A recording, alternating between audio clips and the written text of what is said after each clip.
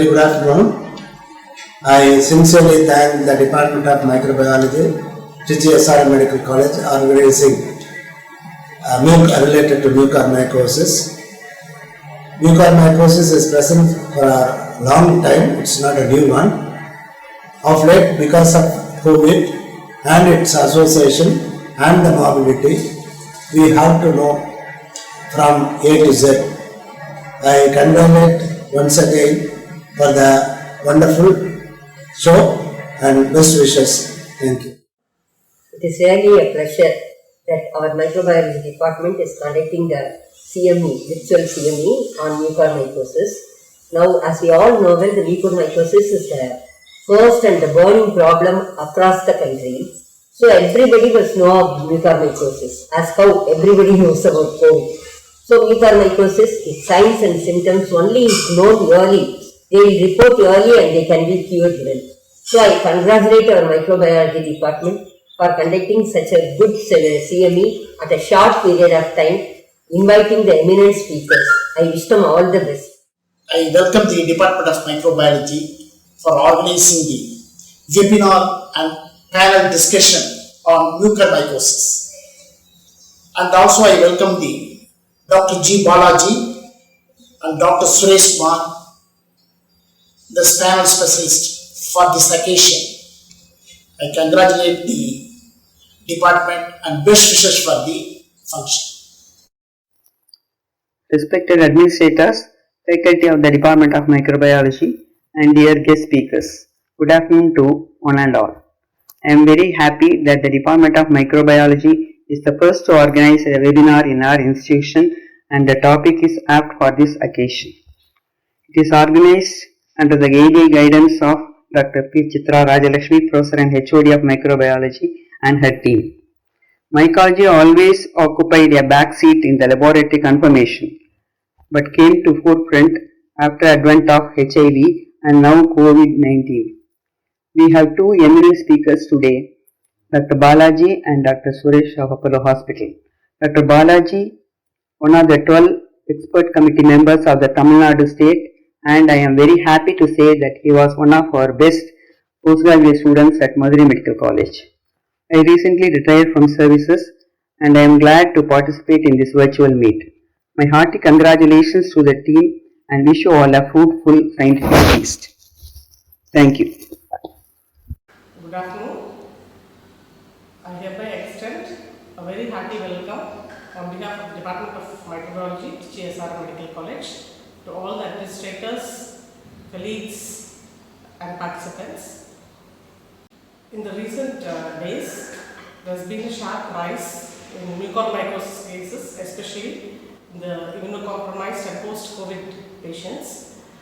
And today's session is mainly to spread awareness, and the panel discussion at the end will definitely serve as a platform to know the deeper aspects of the disease. I'm sure the dignified speakers will be elaborating more on the disease and especially the laboratory diagnosis and the patient care aspect. I hope the program is a grand success and useful to all the participants. Thank you. Good afternoon, everyone. I'm very happy to be here. I'm Dr. Diego Edwin, Assistant Professor of Microbiology in SRM Medical College, Trichy. First of all, I'd like to thank our administration, our Deputy Director, our Dean, Medical Superintendent, and our HOD for giving me this opportunity to conduct this webinar. So today we have two speakers, Dr. Balaji and Dr. Suresh Kumar. So with a short introduction about both the speakers, we'll start the webinar with Dr. Balaji. He's our microbiologist today. So he completed his MBBS from Madras Medical College in May 1998, and he completed his MD Microbiology in Madurai Medical College, September 2003. He has a diploma in industrial hygiene from Annamalai University, and he has an MBA in hospital management. He is currently employed as Chief of Labs, HOD, and Senior Consultant Microbiologist, Hospital Infection Control Committee Chairperson, Department of Microbiology and Serology, member, Quality Steering Committee, member, Grievance Committee, Faculty Fellowship Program, Microbial Medicine and Infections Control. He is also a NABL Technical Assessor and NABH Internal Counselor. So I'm handing over the screen to Dr. Balaji, and he will be talking on laboratory diagnosis of mucormycosis. Good afternoon, everybody. This is an opportunity for us to look at the importance of mycology, which has always been on the backseat. But now with the COVID advent and with this pandemic, this generation has to see an endemic within the pandemic also. This is something like the mucor fungi riding the horse of COVID, and there is an alarming rise of increase in the number of cases, and not only in our state but throughout India. So with that, let me just start the presentation. So the scope of this particular presentation is only about sticking on to the lab diagnosis of mucormycosis. Next slide.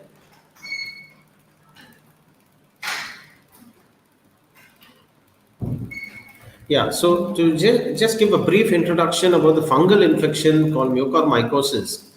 It belongs to the order Mucorales, and the diagnosis of this infective agent by smear or culture in a laboratory is of critical value, as it causes a rapidly progressive and highly fatal disease up to about 40% fatality in patients with if it is this particular property of angioinvasion. And mucorales are ubiquitous in our environment. Approximately 38 species under mucorales are known, and of which the most common ones would be Rhizopus, Mucor, Lichthania, and Apophysomyces species. Next slide.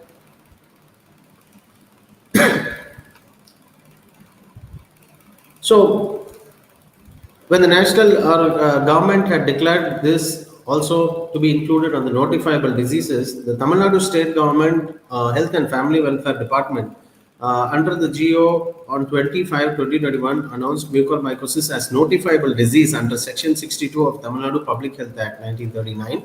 Next slide. So this has been given its due importance not only as a countrywide but also state-wise. The epidemiology of mucor as such in India, if you ask me about the pre-COVID era, which we can say so, is about not very well defined, because there was a lack of population-based studies to exactly pinpoint the incidence of mucor in India. But an estimates are available with the prevalence of about, it is compared to the other countries, it's about 70 times higher in India, given our diabetic burden in the population. But a computational based approach estimated the prevalence of mucormycosis of about 140 cases per million population in India. Next slide. So if we see the epidemiology as such post-COVID, which is, it's an ongoing data collection also, of about 287 mucormycosis patients, roughly around 65% of them were COVID-associated mucor. And COVID-associated mucor prevalence as such is around 0.27% among the hospitalized patients. And there is a 2.1-fold rise in mucor in comparison between 2019 and 20, taking into consideration the September, October, November, December month. COVID-19 is also the only underlying disease in around 32% of the COVID-associated mucor patients. Most COVID-associated mucor cases were diagnosed after or 8 days after the COVID diagnosis. COVID-19 related hypoxia, improper glucocorticoid use independently were associated with COVID-associated mucormycosis. Rhino-orbital mucor was the commonest form of around 58%, and most common species is Rhizopus arizus. Next slide. So this is an interesting picture which shows about between September-December of 2019 and September-December of 2020.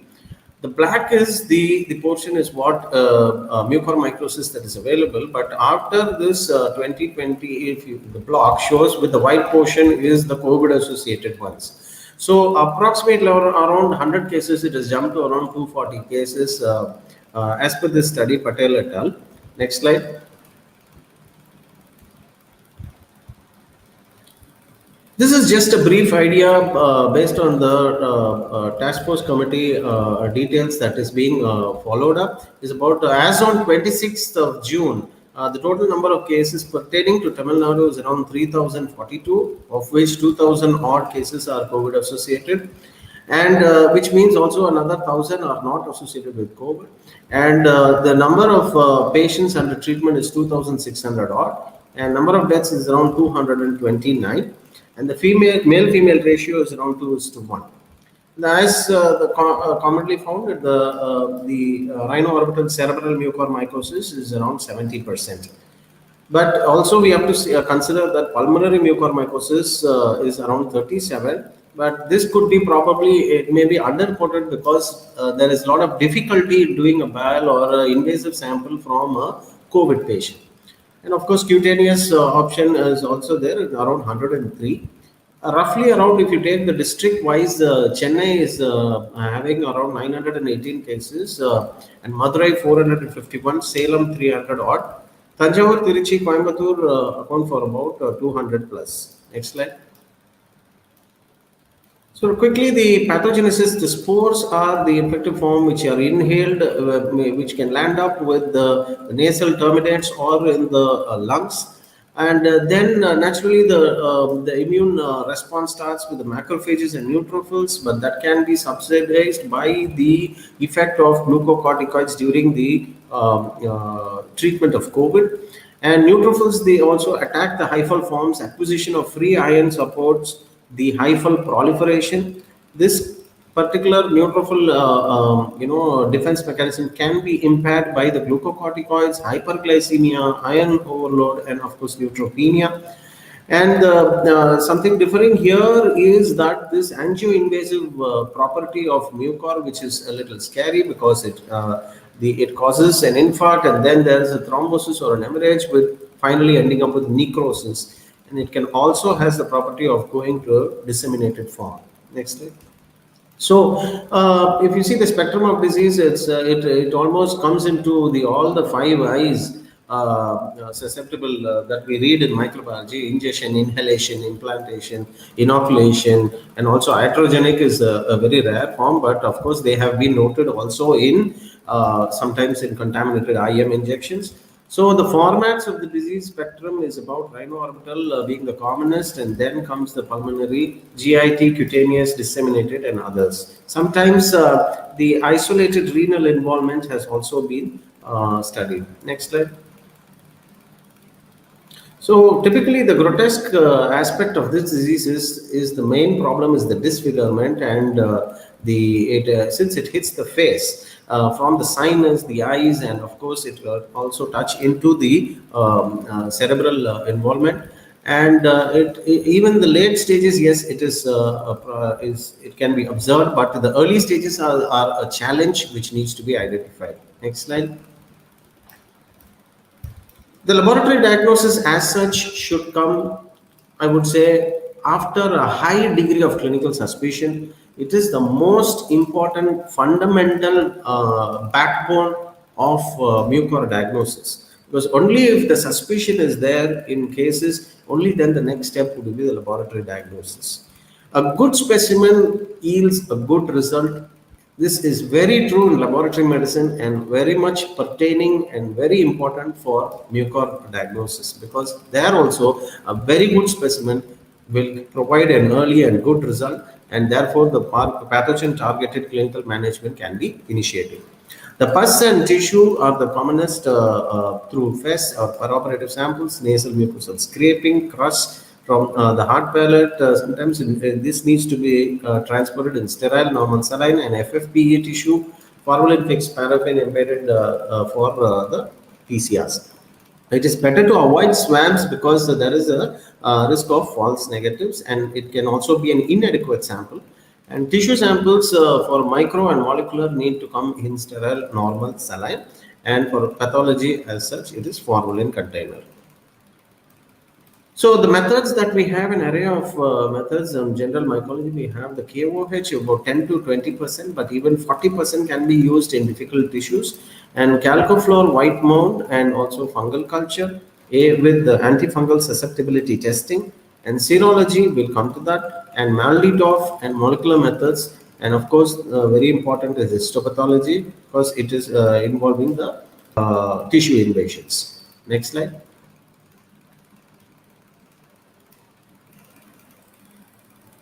So I thought I will put in some of the real pictures that we underwent in our hospital. We had around 28 to 30 cases, counting further. This was a picture of the KOH where multiple tissue bits needs to be examined, and if KOH is negative at 1 to 2 hours of digestion, it can be kept overnight also, so that the yield for looking at and picking up the KOH hyphal structures will be better. Next slide. So calcofluorite, yes, is a fluorescent, is easy to pick up. It binds with the cellulose and chitin and stands out against the background. It is easier, and it is also easy to pick up. And the time required is also lesser, and it comes up to about 90% of the sensitivity can be achieved. Next slide. So the fungal culture as such is a slow process. Yes, it takes about 2 to 3 days minimum, and sometimes it can go even to double the time, because sometimes there is risk of contamination.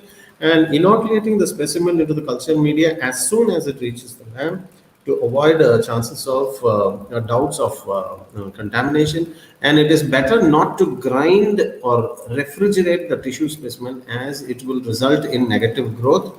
This is very important point, because it may cut the coinocytic hyphal structures and their growth can be inhibited if you grind. And another aspect is that a very important thing that should not be ignored is training of the technologists, whoever is handling this critical sample, because unless they are trained, they may sometimes forget and go ahead with the grinding part and go ahead with the rest of the tests. Actually, to share our experience, there was one technologist, had to do this by mistake, and the culture was difficult to do.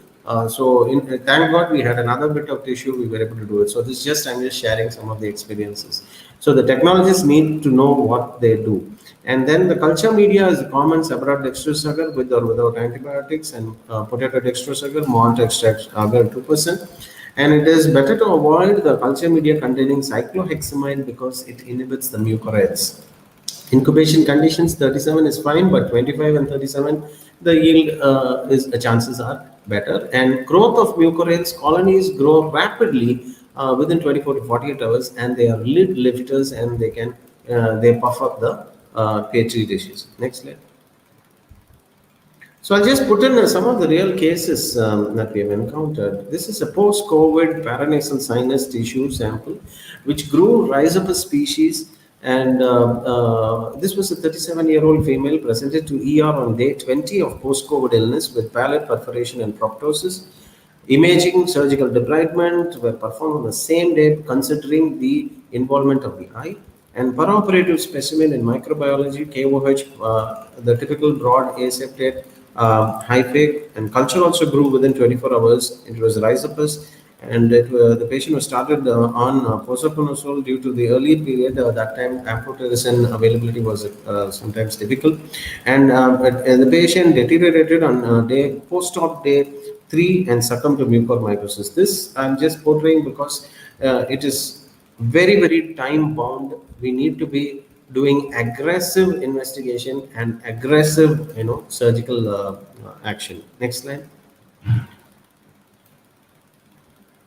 And this was case 2, a 59-year-old male with day 16 post-COVID on ventilator, had a cavitatory lesion on the right lower lung lobe, and the endotracheal aspirate, the fungal culture, even though the KOH was negative, the fungal culture grew Lichthymia corymbifera, previously known as Lichthymia absidia. The patient is treated with posaconazole and recovered from COVID and mucormycosis subsequently. Next slide.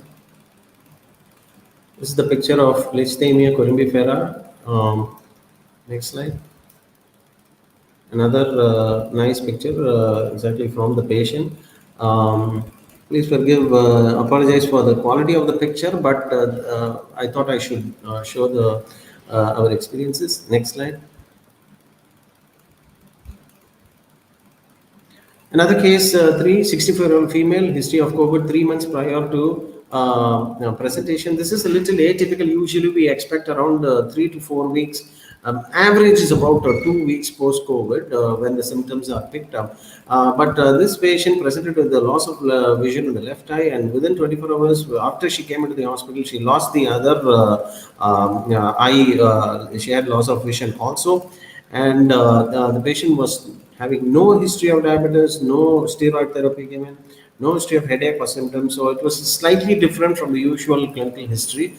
And POSA was started with, based on the clinical history and the imaging, the peroperative retroorbital tissue was received in the microbiology and KOH positive.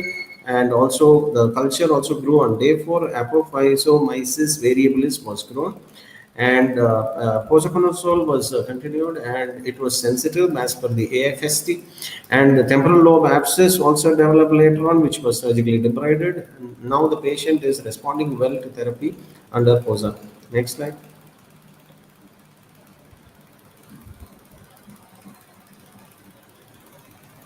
So if you see the post-COVID rhino-orbital cerebral mucormycosis, the LPCB showed this is the typical Apophyomyces variabilis, the flower vase kind of base for the apophysis, and the bottle is also depicted. Next slide. So here, sterile water culture can add benefit because it is a little difficult in SDA. So this once you suspect Apophyomyces variabilis, you can also do the sterile water culture. So COVID-associated fungal infections, the moment we think of COVID with fungi, we always think about mucor because mucor is sharing the limelight. But there have been about 4 or 5 cases out of the 28 where we have had mucorale with Aspergillus fumigatus, Niger, and flavus being the commonest ones encountered. Next slide. So AFST as such, the great diversity is there in the order mucorales, but as such, the 3 major drugs are amphotericin B, first line, and posaconazole and isavuconazole, which has recently hit the Indian markets. These are the main drugs that are available, and there are no clinical breakpoints available for mucorales in CLSI and UCAST. Only ECV epidemiological cutoffs are available based on multicentric studies only. And microbroth dilution method is to be done to determine the MICs. Next slide. But that AFST as such is not very commonly available. Only very bigger centers like Ramachandra and other centers probably will be having the microbroth availability because all of us are well versed only with the Vitek and Candida and yeast AFSTs. So just a short view about the wild type and epidemiological cutoff value. It is the population in the subpopulation of isolates in a species drug combination without detectable acquired resistance mechanism. The ECV is the highest wild type susceptibility endpoint. This endpoint has also been defined as the WT cutoff. Next slide. So it's just I just put this up because since we have the ECVs, calculated ECVs as such, here if you see it is around, this is the percentage of the MICs above the ECV or for non-WT, that is wild types. For amphotericin B it's around 2 and for posaconazole it is 1. Next slide.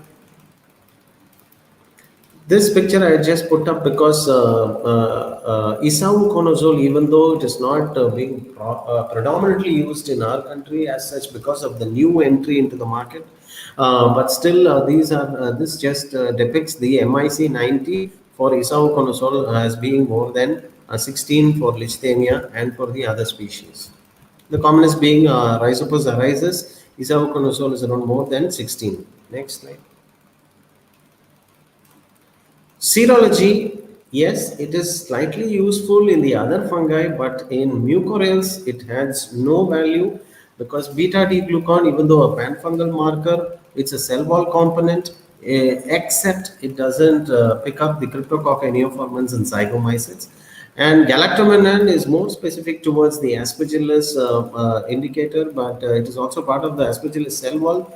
It's good for invasive aspergillosis depending on correlation with the clinical history, but not useful at all in mucorales. Next slide.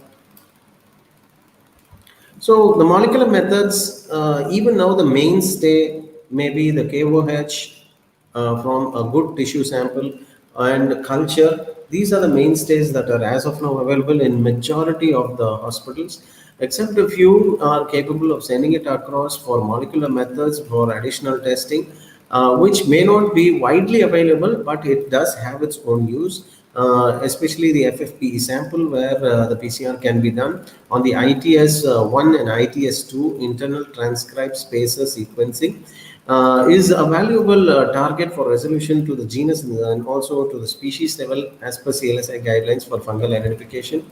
Panfungal and mucor specific primers are also used and available in certain places. Next slide.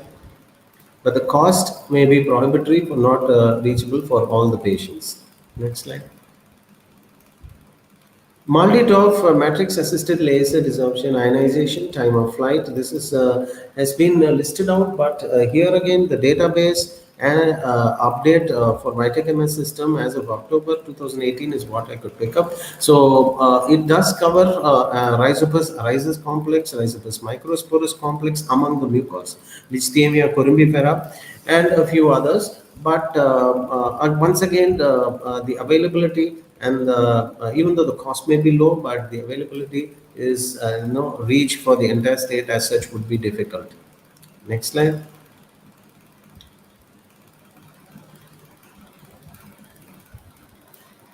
Histopathology is very important, yes, because it gives you a confirmation that there is tissue invasion, and it is very important as such because the stains that are used commonly, HE stains, periodic acid shift, and Burckhardt methylamine silver stain.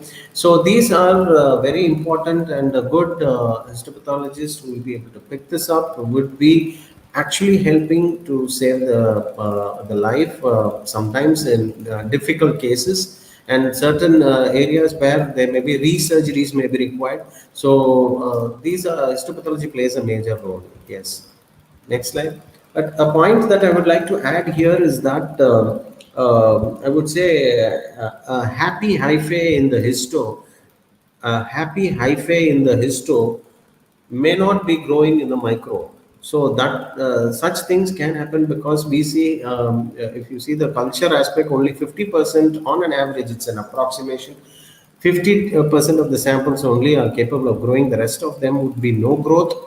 And sometimes there will be the growth can be faster growth of the aspergillus than the mucor, and it can get contaminated and the delay can happen. And this is just a rough estimate of the sensitivities of KOH in a good sample and calcofluor white mount.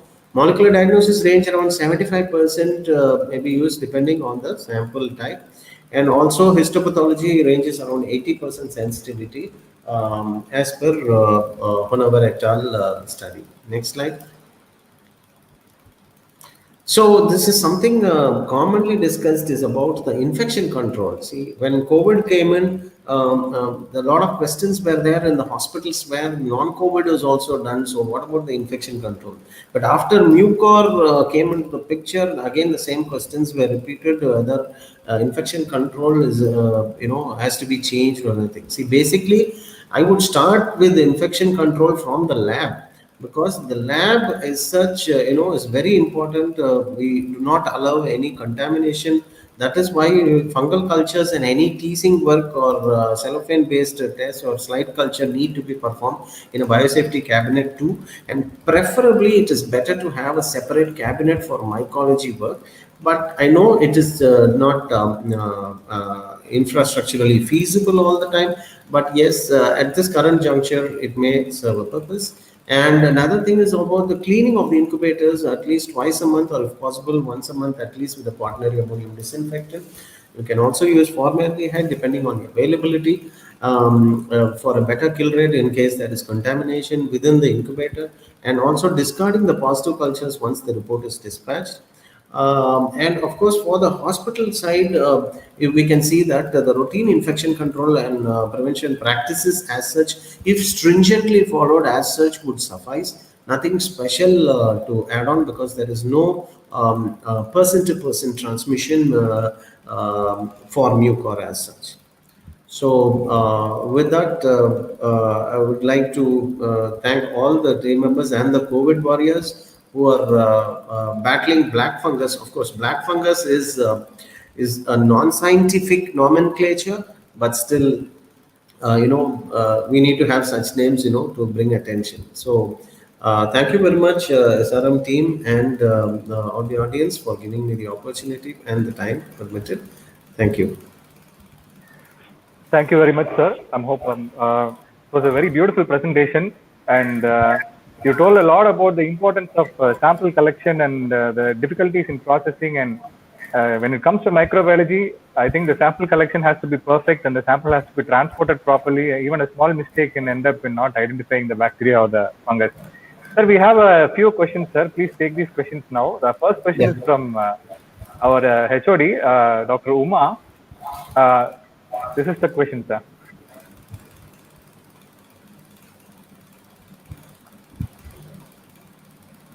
Yeah, notification as such. Yes, it is both for histopathology and microbiological diagnosis. But when the radiological pictures with clinically available, yes, that can also be notified. Because right now we need to be a little lenient of the notification. We need to report. And I think this is the next question is from Dr. Anupriya. Genus level confirmation is okay, or have we to go up to level of species identification? Genus and species, first getting the genus itself is not easy all the time. So going to species level, would be a little difficult because see, morphologically we only do the LPCP from the culture, and we should be able to identify. So I think I would suggest going for the cellophane type of mount would be slightly better. Because the appreciating the species morphology would be better.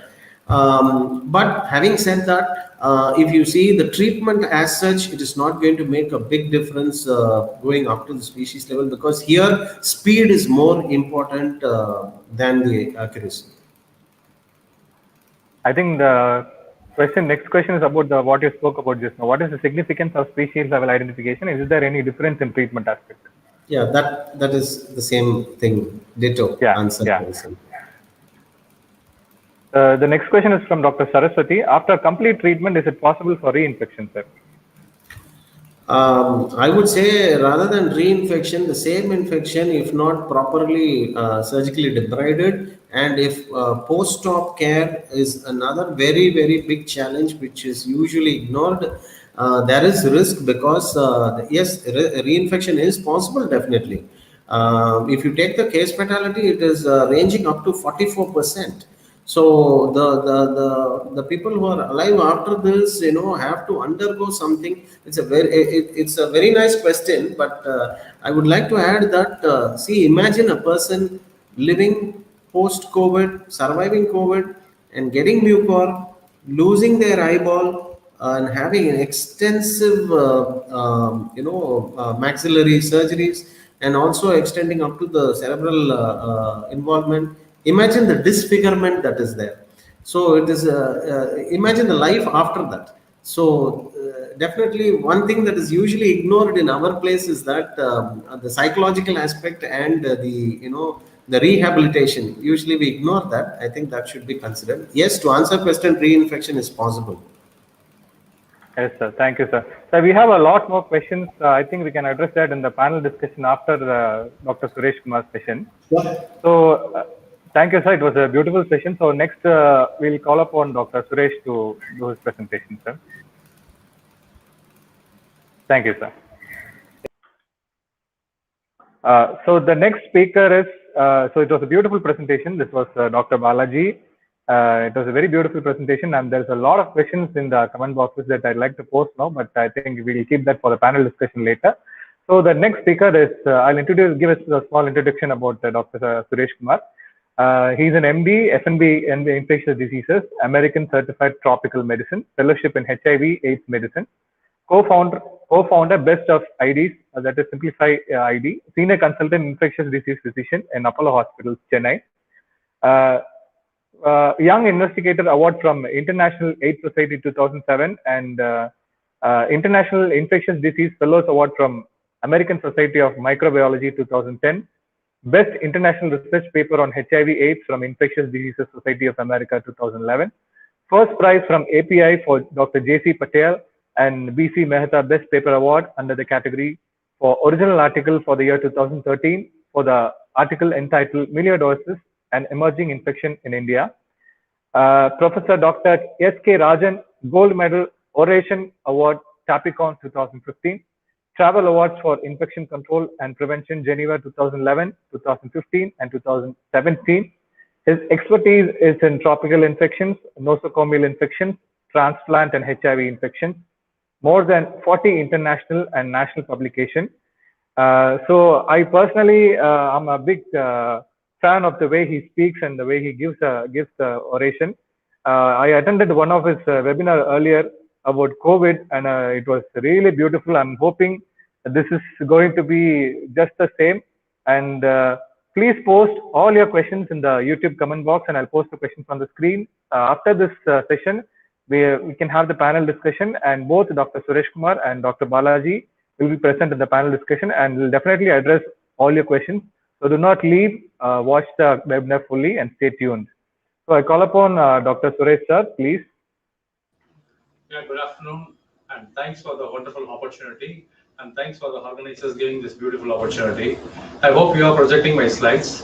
You can project my slides there. So I'm going to discuss about the challenges. Basically, management is a big challenge for every clinician. So I'm going to tell what are the challenges as a treating physicians I am facing in dealing with COVID-associated MUCAR in 2021.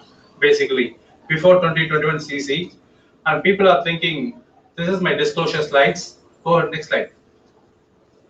This is my disclosures. People are thinking infectious disease specialty is making a big money in 2020, but according to the US data, 32% of infectious diseases lost the money there.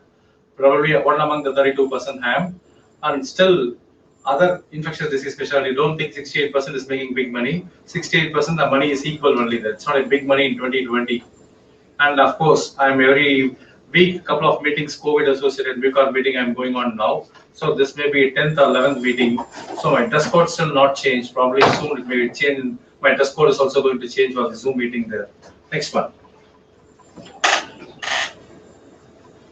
So straight away begin with the case here. It's a 38-year-old male, COVID diagnosed in the month of May 2021, admitted in a small hospital for COVID since he required oxygen support. Initially, he was requiring oxygen support of 2 to 4 liters per day. Then the oxygen support gradually increased. It went up to NIV in the small hospital, where his oxygen requirement keep on increasing. At that point of time, the person started developing swelling on the face, more on the right side. My picture shows clearly, even though the picture is not that clean. If you see, the right side cheek swelling is there and periorbital swelling is present. At that point of time, the patient was shifted to our hospital because the small hospital is not capable of handling mechanical ventilations. On arrival itself, the patient was desaturated. Immediately, the patient was intubated and connected to the ventilator. And we did a scanning in the emergency itself that showed the CT paranasal sinuses was done. It showed sinuses of evidences of fungal sinusitis, probably invasive fungal sinusitis was opined by the radiology department. And nasal endoscopy at the bedside in emergency was done by my ENT colleague. The fungal stain for KOXN does not show any fungal stains. It was negative. His platelet was further dropped to 15,000. Blood culture grew Burkholderia capaceae on the time of admission itself because he had been in a small nursing home and treated there. And multiple prone position was required in my hospital since even with intubations and ventilations, the saturation was not maintaining. So the patient was requiring multiple prone ventilations. I'll put a question to the attendees. Can you go ahead? What will you do now? You want to plan FES and start debridement to make a diagnosis of MUCAR, COVID-associated MUCAR, because the patient has got right-sided swelling, or you want to start an empirical amphotericin B, or you want to start posaconazole or isoconazole, or COVID associated ARDS. It's not completely recovered from COVID. Still, you're requiring good amount of oxygenations, good amount of ventilations, or you want to refer to a specialist. What is your choice? Please go ahead and vote so that we can have a discussions at the end of the panel discussions. So this person is a young diabetic person admitted for a COVID, initially minimal amount of oxygen, later oxygen requirement went up. They started with methylprednisolone, later they used bevacizumab along with high flow nasal cannula, NIV, but still the oxygen requirement keep on growing. At the same time, the patient started developing facial swelling, even though this is a uniform swelling, but more on the right side. Still, what do you consider? Whether this is because of the prone related, because multiple times proning happened. So prone related edema, sometimes prone patients, if you lift up the patients have edema. But unfortunately, the CT paranasal sinuses is showing evidences of sinusitis. So what are you going to do now? Next slide, please. So I can keep on writing in objectives in mucormycosis in 2021 because a lot of objectives for a treating physician. But I'm going to show a couple of challenges what as a treating physician I faced. What are all the epidemiological challenges I faced? What are all the diagnostic challenges? And show a couple of management and research collaboration challenges, and I'll try to summarize at the end. Next slide, please. So before that, why it is called black fungus? People are thinking this is black fungus. For me, this is not black fungus. This is a beautiful fungus to me. This is a beautiful fungus to me, but always beautiful things are dangerous to me. So what the fungus does to the body, when it enters the body, the tissue turns black. The tissue is become dead, necrotic. When you keep your bread leaf outside, what will happen? It turns black in a couple of days. That is a black fungus. So it's not fungus causing the fungus is not looking black. The tissue or what the part of the body it affects the turn black is called black fungus. So we need to know what is black fungus, why it is called black fungus. Today also people in Hindu, if you read one of the hospitals getting yellow fungus, they want to get some publicity, they mention about yellow fungus and black fungus. Usually the fungus is not black, white or yellow. This is basically the part of the body where it affects that become dead, necrotic, that turns black. So this is a classical example of why it is called the black fungus. This person sustained road traffic accident. This is not COVID. Before COVID, this person I have seen road traffic accident sustained. Following road traffic accident, some form of native form of applications they applied. The turmeric along with some native leaves they applied over the site. The surgeon debrided, the debrided part looking clean initially. But what happens second day, the lesions start progressing despite the debridement. Third day, we clean further cleaning, further debridement, further diseases keep on spreading. So this is the nature of the disease. Unfortunately, keep on debriding. Finally, the patient required facial transplantation. Unfortunately, before that, the patient was died. So this is a status of black fungus. So this is not black fungus. This is fungus that affects the body. The body turns black because the body part turns necrotic or dead. That is why it's called black fungus. Next one, please. So mucor is not a new to infectious disease specialty. For example, every year if you see the trend, the mucormycosis, the numbers are jumping. The numbers are jumping every 10 years. So we start seeing a lot of mucormycosis in our part, and we see mucormycosis even before COVID. So don't think mucor is new to us. Mucor is old to us. We have treated a lot of mucormycosis. We got sufficient experiences of mucormycosis. It is growing up. Next one. Why it is growing up? A lot of immunosuppressions, a lot of solid organ transplants, bone marrow transplants. That is the reason for it. This is mucor map of 2007 itself. This is mucor map of not 2021. This is mucor map of 2007. It showed a lot of mucormycosis, particularly from Chandigarh, PGH Chandigarh. A lot of mucormycosis data has been emerged because Dr. Harlok Chakravarti was working on it. That is the main reason. A lot of data generated, but across India, if you see a lot of generations of mucormycosis data is emerging. Following COVID, a lot of mucor started, and everybody start assessing it there. Next one. This is our own experience in Chennai. My colleagues has published a paper couple of years back, not couple of years back, a decade back I can put it now. So they shown how the mucormycosis in non-cancer patient they treated. Most common site is again rhinoorbital cerebral mucormycosis is a common site. Apart from the rhinoorbital cerebral mucor, we have seen a lot of skin and soft tissue mucor. We have seen lung mucor, pulmonary mucormycosis, GI mucor, and even isolated renal mucor also we encountered. But most bread and butter for us is rhinoorbital cerebral mucormycosis is a bread and butter. In renal transplants, solid organ transplants, Along with hemong settings, we can see a lot of pulmonary mucormycosis and some of GI mucor also. Following trauma, road traffic accidents, and burns, and some of the hydrogenic cases, we can see skin and soft tissue mucormycosis. Next one, please. So this is couple of mucormycosis, what my experience is. This person, what I'm showing in the first picture, this is not during COVID time. This is almost 2016, 2017. He developed one-day fever. The habit of one-day fever, people go to the doctor, take one injections, the fever will subside. They will say the doctor has got very good luck, so refer to the doctor, same doctor. The same thing this person also did for one-day fever, went to the government general hospital, taken one injections in the gluteal region. Subsequently, the injection site start developing swelling, keep on increasing, the size of the swelling keep on increasing, multiple debridement. Whenever you do the debridement, the lesions become necrotic. Whatever the first picture I showed is a necrotic thing, the person keep on debriding, the lesions keep on expanding. Multiple times we have debrided. Finally, we are able to control these infections by debridements, liposomal amphotericin B and posaconazole. Right now, 5-year follow-up, this patient is there. Absolutely, the site is clean. There is no evidences of any infections at particular site. My plastic surgeon team did a good job. And what happened to the other person? The rhino-sino-orbital mucormycosis before COVID era. This is not COVID-related mucor. During treatment itself, the eye is opened up. When eye is initially proptosis was there, once you did the sinus debulking surgery, along with amphotericin B, the eye is opened up. And this is post-renal transplant mucormycosis, cavity lesions. And this one is a road traffic accident along with mucormycosis. So we are seeing a lot of mucormycosis before COVID itself. So COVID-associated mucor or mucormycosis is not due to ID colics. Next one. So this is the latest publications from Indian Society of Ophthalmologists, just got published in July 2021. This figure shows which are all the states has got maximum COVID-associated mucormycosis.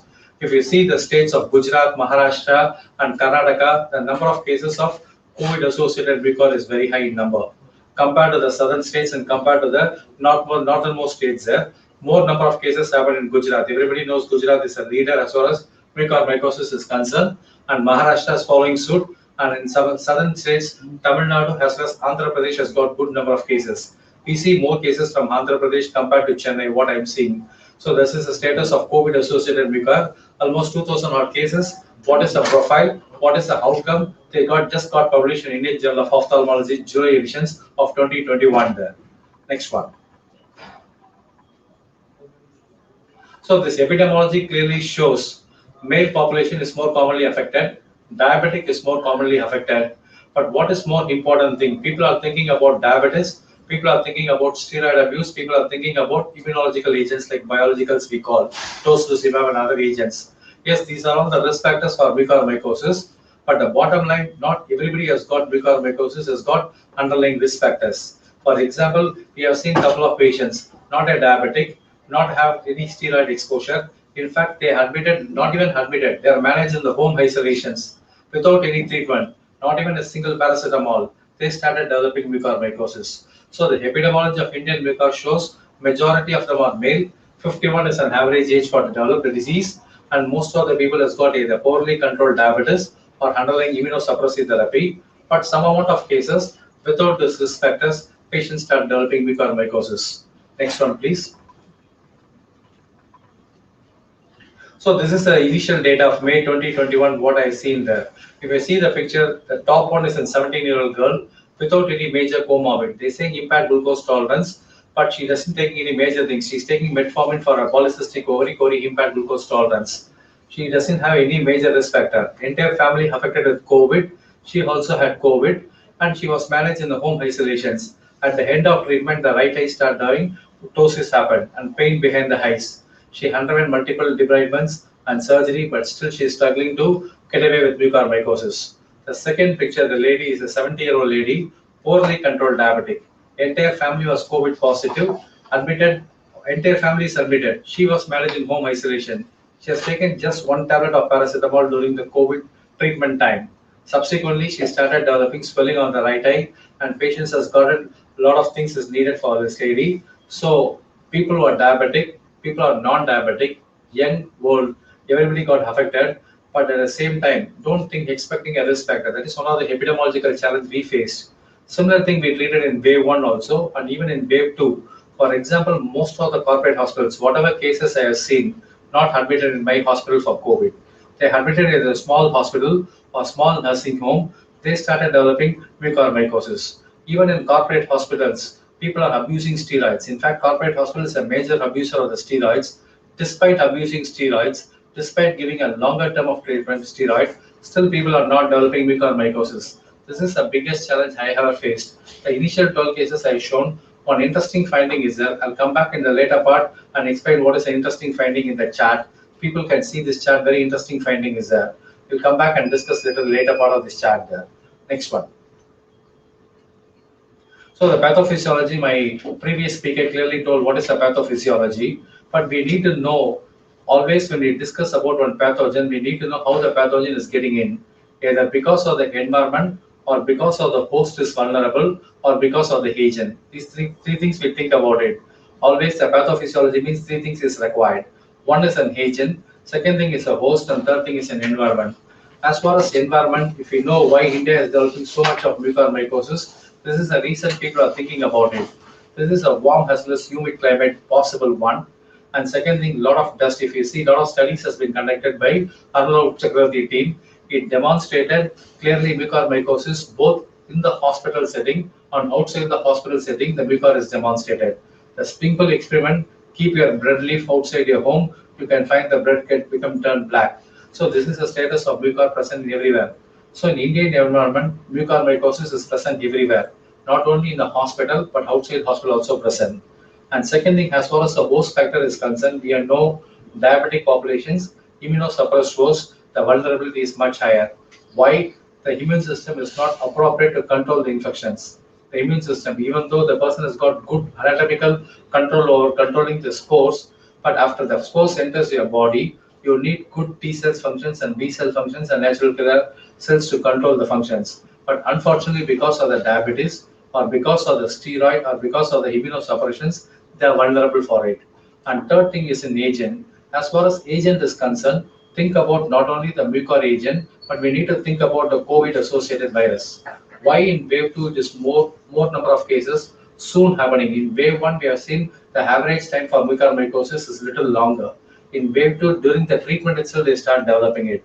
Why? Maybe because of the Delta variant, we do not know. A lot of studies is needed, genomic studies is needed to demonstrate what is the impact of COVID virus as well as related to the mucormycosis. Why we are seeing so many mucor in wave 2 compared to wave 1? Because so much of crowd or so much of poor care, we need to think about it. So this is the biggest epidemiological challenge we have faced. Next one.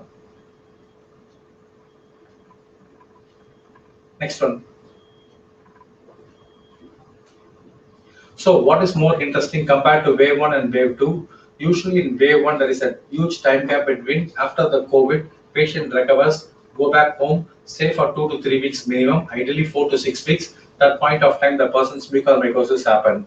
In wave 2, during the hospital stay for COVID, the case what I showed, during the hospital stay, the person not completely out of the ARDS. During that point itself, the patient started developing mucormycosis. So even though people say 3 weeks after COVID, but if you see the graph, on the similar graph they shown on day 8, day 9, people start developing mucormycosis. This is another interesting finding. We need to find the answer.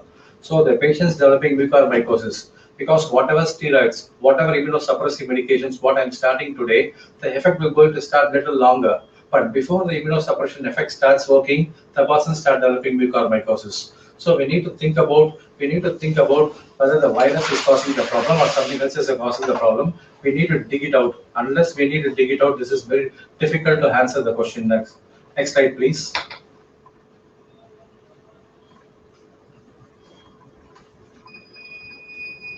Yeah. So coming back to my case, what do you think about it? This patient got admitted in an outside hospital, developing a swelling. Whether you consider this facial swelling as a prone position related swelling, or this may be due to sinusitis, but not necessarily mucormycosis related fungal sinusitis. This is an ordinary sinusitis because CT paranasal sinuses cannot tell the organisms. CT paranasal sinuses can show whether the sinus inflammation present or inflammation is not present. It cannot show whether the bacteria is present, virus is present, fungus is present. We can't say it. So it shows us sinusitis, but according to the radiologist, it is more like a fungal sinusitis. So what are they going to do this man? They did a nasal endoscopy. The endoscopy does not show the fungal stain. KOH mount does not show any mucormycosis. The platelet count is 15,000. Already we got the answer in the form of Burkholderia capaceae as well as multiple species. He got even MSSA was growing. So what do you think this person? Whether you want to treat mucormycosis, amphotericin B. So this is the biggest diagnostic challenge I'm facing there. We can't get the sample for all the patients. Even if you take samples at times, the sample is not showing mucormycosis. So what is your diagnosis? What are you going to do for this type of patients? Next slide, please. So this patient's again what will happen? The patient developed mucormycosis. The patient went for surgery also. The surgical specimen grew aseptate fungus. But the patient has got lung lesion also, cavity type of lung lesions. But unfortunately is not fit to undergo bronchoscopy. This person not fit to undergo bronchoscopy, whether you call it disseminated mucor in the form of rhino-orbitocerebral along with pulmonary mucor, or we need to consider pulmonary mucor is a different one. The problem is the blood culture is growing staph aureus, the sputum culture or the ET tracheal cultures, as well as the sinus tissue is growing pseudomonas. So the person has got pseudomonas in the tissue, blood is growing MSSA, and the high specimen and the sinus specimen is growing broad aseptate fungus. Whether it's a localized form of fungus along with some secondary bacterial infections, or this is a disseminated mucormycosis. This is again a big challenge for every treating physicians to label whether the person has got disseminated mucor versus local mucor. Why? In disseminated mucor, we need to be a little bit more aggressive in treating the patients. Next slide, please.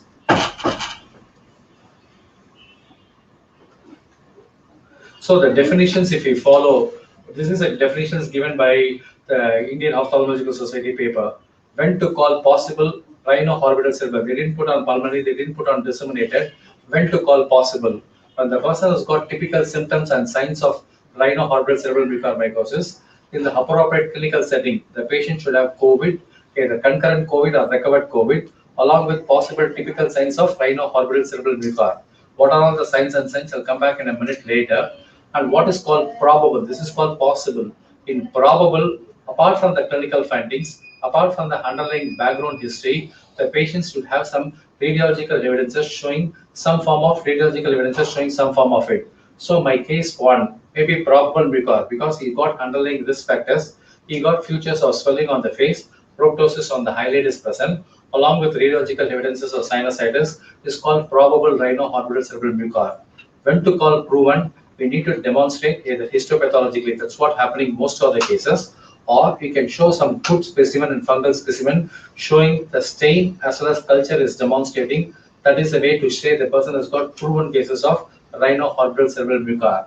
So possible means only the underlying clinical setting is there, probable along with some radiological imaging, and proven cases we need to demonstrate either histopathologically or culture wise. Then only we can call the person has got COVID associated mucormycosis. Can I have my next slide, please? So this girl again I showed in the picture, 17-year-old, colic impaired glucose tolerance, no hospital admissions, managed in the home, no steroids on day 10 of the illness, right eye ptosis, right sided facial brain, nasal endoscopy showing some crusted lesions, fish showed extensive necrotic lesions, imaging suggestive of involvement of the sinuses as well as the orbital muscles are involved. What do you think about this girl? Whether the person has got mucor, probable mucor according to whatever criteria I told, recently recovered from COVID, right-sided facial brain, proptosis, swelling, and sinuses. CT scan is showing involvement of the sinuses. Apart from the involvement of the sinuses, the eye is also involved. And so far, the nasal endoscopy they did it showing a crusted lesions. So what are you going to do now? Next slide, please. So we need to know once the patient is suspected or proven cases of mucormycosis, we need to put an appropriate staging system. Again, the staging system is proposed by the Indian Journal of Ophthalmology. What is the extent of the disease? When it is involved the nose part alone, that is called the stage 1. In the nose part, we need to know which part of the nose is involved or not, whether one side or opposite side, how much turbinate involved, middle turbinate or inferior turbinate, what is the extent of the disease. We can divide the stage A into stage 1 into 3 categories, A, B, C, and what are all the signs and symptoms? Nose plug classically, some amount of bleeding through the nostrils, or some crusted black lesion is coming up, and lack of block sensation will be there. When the sinuses, adjacent sinuses is involved, it is called stage 2. That's called involvement of the paranasal sinuses. In the involvement of the paranasal sinuses, we need to divide the stages into A, B, C again, depending upon what is the extent of the sinus disease, whether it's a unilateral, whether it's bilateral. What is the extent of the disease we need to know, and typical signs and symptoms we need to look for it. Sinus tenderness is a classic finding along with sinus swelling. Then go next slide, please. So if it is involved the orbital part, that is called the stage 3, and in the orbit part alone, we can again put what is the involvement of the orbit, and finally involvement of the brain is called stage 4. So once you know the patient, what clinical setting, what are all the classic presentations, what is the extent of the disease, we need to know so that our treatment approaches can differ. So try to stage the patients and try to put the staging system for the patients. That is most important thing in the management of mucormycosis. Next one, please.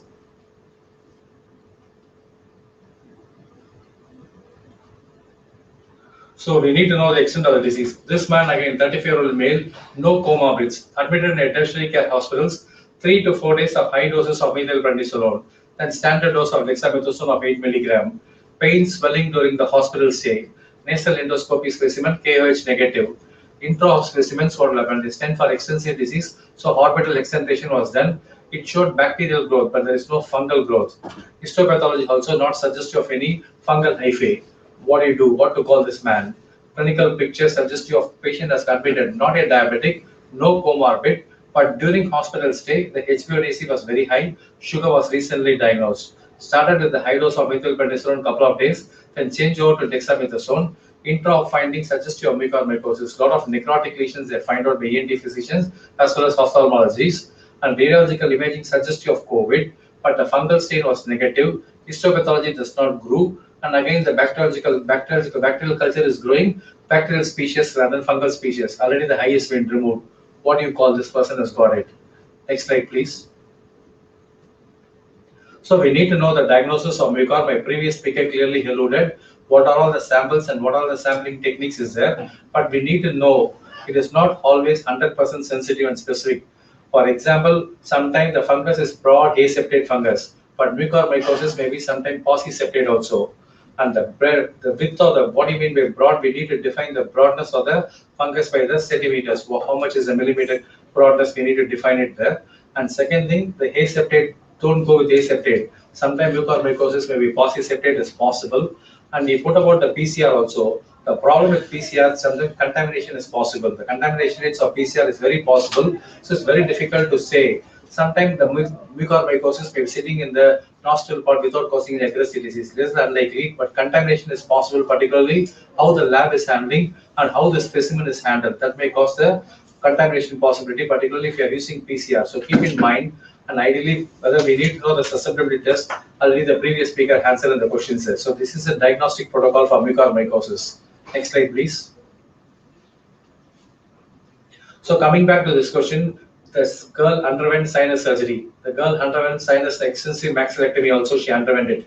And they debrided as much as possible on the orbit. But still the girl suffering with the lesions keep progressing. So we start giving intraorbital or retrobulbar injections of amphotericin B daily basis there. So what are you going to do this person? Underwent surgery, but the disease is extensive as much as possible, but vision is retained now, whether to go and knock out the eye or whether we want to preserve the eye, because mucor is surrounding entire eyes. That's a big challenge for this girl, young girl, 17-year-old girl, going to the +2 only, she's going it right now. So a lot of ethical challenges we face. These ethical challenges have not come across during other diseases, but during COVID, particularly COVID-associated mucormycosis, a lot of ethical challenges. 17-year-old girl, vision retained, but extensive disease behind the eye, not able to control the disease despite extensive debridement. What are you going to do with this? Next slide, please. So this is a treatment protocol depending upon what is the extent of the disease. If the orbital involvement is there, we need to go for orbital excentrations according to this protocol, because extensively involved during the course of disease, maybe the vision might affected. But so far the vision is not lost because of the mucormycosis. Whether you want to preserve the eye, whether you want to go for it, according to the protocol, depending upon what is the extent of the disease, that debridement should happen. But unfortunately, certain cases we cannot strictly follow the protocols. We need to deviate from the protocol. That's what I'm saying there. Next one. Next slide, please. So, mild cases, mainly the liposomal amphotericin B is a drug of choice. The mean durations, according to this International Indian Journal of Ophthalmology paper, they use only 9.1 days of amphotericin B. Combination treatment used in 1/4 of the patients. Orbital extensions happening only 15%. Not everybody, they removed the high, only 15% the orbital extensions.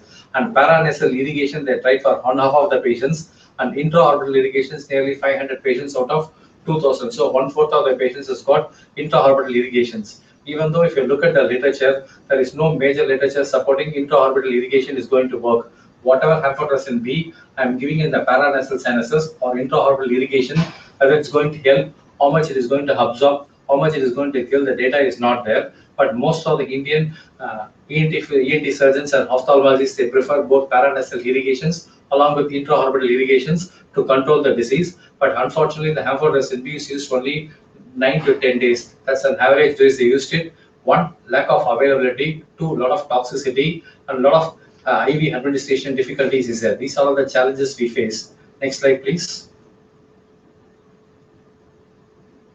So this is a standard treatment mucormycosis. If you see the European Society guidelines in 2019, it has got published. What it shows, surgery plays a bigger role. Surgery has got level 1 recommendations. All other treatment is level 2 recommendations only. Whether liposomal amphotericin B or other thing, all level 2 recommendations. Surgery. Why we need surgery? 1, to control the disease. 2, to get the species identifications. And third thing is the source control we can call. So we need to do the source control. That's most important. And liposomal amphotericin B has got a very good level of recommendations. And the dosage uses minimum 5 mg per kg of the body weight. And we can go up to 10 mg, depends upon the site of involvement. If brain involvement is there, we need to go with the higher doses, 10 mg per kg. Or I'll come back the next slide and show. Next slide, please. Next slide. And weekly, we need to reassess the patients. If the response is not adequate, so go to the previous slide. Yeah, if the response is not adequate, then we can improve the liposomal amphotericin B doses to 10 mg per kg of the body weight and try to reassess whether further debridement is needed or not, because one debridement is not going to be sufficient. Multiple debridement along with liposomal amphotericin B, you can go up. The other option is combine liposomal amphotericin B plus other agent, either posaconazole or isoconazole, you can combine. What is the main difference between POSA and ISOVO? POSA has got good action against mucor, but the brain levels of posaconazole is very less compared to isoconazole. Isoconazole will reach the brain tissues very high level. Posaconazole has got drug interactions. Isoconazole has got least drug interactions. Posaconazole, the QTC prolongation is possible. Isoconazole, the QTC prolongation is not available. So whether to combine or whether to increase the dose of amphotericin B or further debridement based upon case-to-case basis. This is a broad guideline according to the European Society. Next slide, please. During the time of COVID, particularly in the month of April, May, not only India, most of the countries face a developing world face a big challenge of amphotericin B or posaconazole or isoconazole. That point of time, the Fungal Infection Society came up with the guidelines. They mentioned about itraconazole, because itraconazole, we never think about mucormycosis action. Itraconazole work for Aspergillus fine. Itraconazole can work for other funguses like histoplasma, it can work, and even worse scenario can use for crypto also, but not for mucormycosis. This is the first time we have used itraconazole for mucormycosis treatment. We use mucormycosis because none of the drug is available. But problem with itraconazole, it is available in the capsule form, very poor absorption. Ideally, it should be available in a solution form or modified capsule, but nothing is available. But cheaper, very cheap compared to POSA, isoconazole, or liposomal amphotericin B. The cost of itraconazole is very cheaper. Some people try towards the end of the treatment to take itraconazole. Next slide, please. So if you see the level of recommendations for each drug, liposomal amphotericin B has got a good level of recommendations. POSA and isoconazole has got same recommendations. It doesn't mention about the itraconazole. What is the level of recommendations for itraconazole? What about other therapy? Other therapies probably they're not recommending. But some of the physicians and some of the colleagues, they're using combination therapy with other agents. What I mentioned in the chart, they're trying for a combination therapy. Next one, please.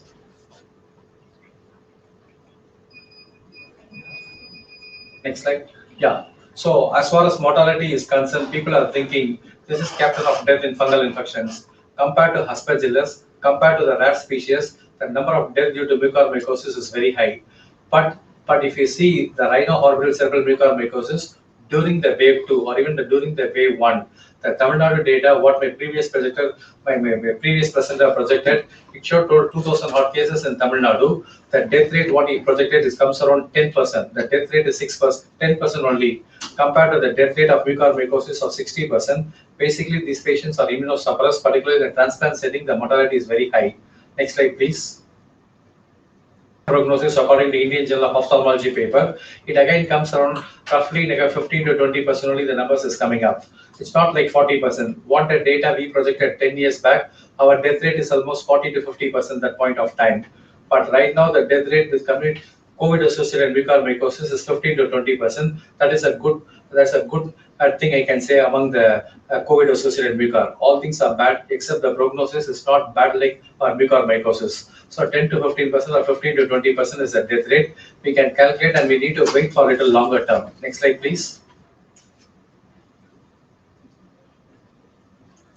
So the treatment outcomes depends upon the teamwork. Extensive debridement, good amphotericin B, followed by oral therapy in the form of posaconazole or isavuconazole. The treatment outcome is better. We need to have this fungus is a beautiful, but it's the most dangerous. But we need to have experience, knowledge, and teamwork that increases the outcome. More important, people who are dealing with this, people who have got experiences. That's the best thing there. Next slide, please.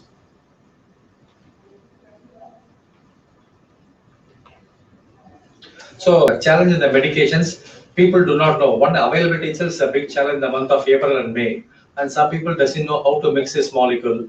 So usually this molecule should be clear transparent. I'll show in my next slide, but this is how people are mixing it and people are keeping open to the environment. This is highly sensitive, highly labile to the photo.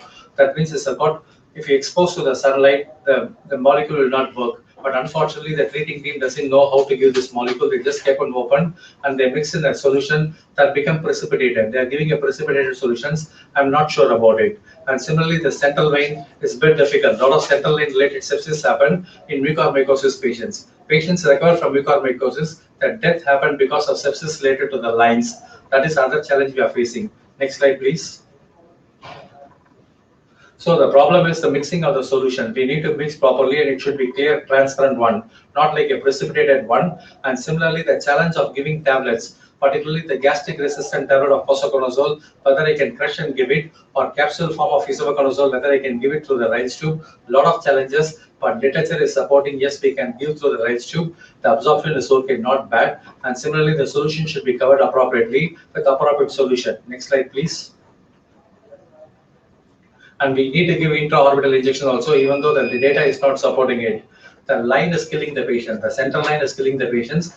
Of late, we are seeing a lot of PICC line related infections in mucormycosis. That's another problem. Person is recovering from mucormycosis. This lady showing signs of improvement. Unfortunately, we are losing the patients because of the central line related sepsis or PICC line related sepsis. Next slide, please. So we need to put a PICC line. PICC line is not vulnerable, but PICC line also getting infected, and people are getting a lot of infections at the site of thrombophlebitis. Putting a jugular line, it's very difficult. So we need to provide a comfort care, and we try to preserve the organs as much as possible. Next one, please. So we need to have a collaboration there. So this is one of the international collaboration they started a couple of months back. We are collaborating and discussing how to come up with the mucormycosis. What are all the challenges, Indian physicians and Indian challenges we put forward to the international community of mycosis study group. They are collaborating with it, and we are coming with some good recommendations how to manage the mucormycosis in our future months. We are working on it. The mycosis study group of international collaborations, we are working on it there. Next slide. So basically, mucormycosis is a teamwork. We need to debride. We need to do the source control. We need to take care of the risk factor that precipitate the mucormycosis. Sugar control or immunosuppressions, keep it minimal or stop the immunosuppressions, along with good antifungal therapy. Subsequent, we need to change over to oral antifungal and repeated reassessment. Then we'll decide about the outcome. If we do these things, we can keep the mortality of 10 to 15%. That is a very good prognosis for the community COVID-associated mucormycosis. Next slide, please. But one thing, even the patient survives. Before coming to the hospital with the mucormycosis, the person might come in this car, but at the end of the treatment, the person might not have money to go back. So this is a big challenge in the mucormycosis treatment. So this is a before and after. I can make the person alive, but I don't financially alive or financially stable enough to manage subsequent to the mucormycosis is a big challenge every treating physician is facing. Next one, please. So everybody looking at COVID till 2021 April, but now in 2021 May onwards, people start looking COVID associated mucor rather than looking at a COVID alone. COVID wave 2 or wave 3, people are thinking about it, but COVID associated mucor, whatever we have seen is a tip of iceberg. We need to focus more on finding out and providing a solution to the people. Next slide, please. So those who are interested, particularly microbiologists, those who are interested, if you want to associate with the clinical ID team, you are welcome to contact. I provided a number also, you can share the number. And people who are interested in doing research project or thesis, not only in mucormycosis, either infection control or ID related subjects, please feel free to contact Best of IDs there. We'll provide a number to you also. We are hiring microbiologists and we are hiring medicine graduates and we are hiring co-founder for Best of IDs. Please go ahead and thanks for the wonderful opportunity. Thank you, sir. Thank you so much. It was really a beautiful presentation. I really loved it. So we'll move ahead with the panel discussion.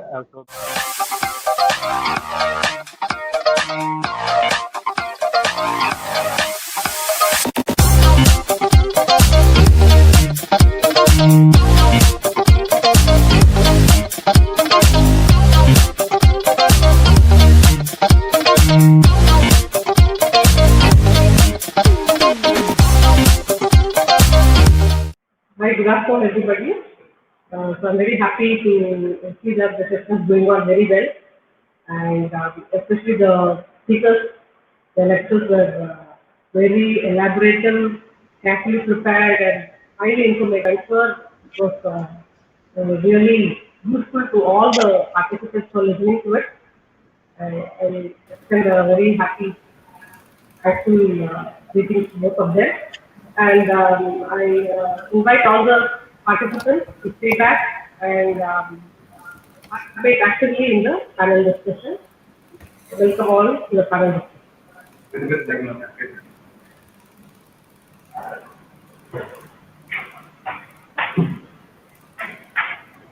Dr. Balaji, thank you so much for your participation. It was really very proud moment to hear you talk. It was really very nice. Thank you, Dr. Balaji. Thank you, ma'am.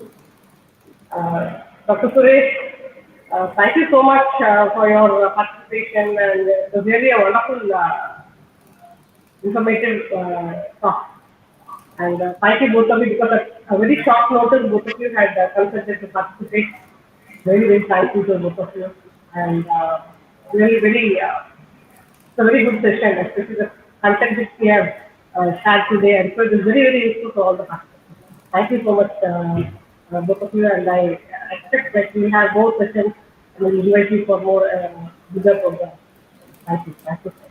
And thank you, Dr. Balaji. Can we start with the panel discussion?